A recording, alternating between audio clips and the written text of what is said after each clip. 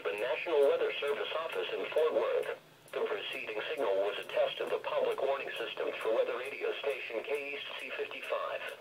During potentially dangerous weather situations, specially built receivers can be automatically activated by the signal to warn of the impending hazard.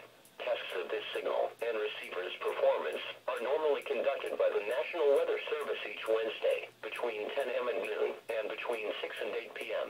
If there is a threat of severe weather, the test will be postponed to the next available good weather day. Reception of this broadcast, and especially the warning alarm tone, will vary at any given location. This variation, normally more noticeable at greater distances from the transmitter, can occur even though you are using a good quality receiver in good working order. The warning alarm tone will be activated for hazardous watches and warnings for the following counties: Bosque, Dallas, Denton, Ellis, Hill, Hood, Johnson, Parker, Somervell, Tarrant, and Wise. This concludes the test of weather radio station KEAS 55.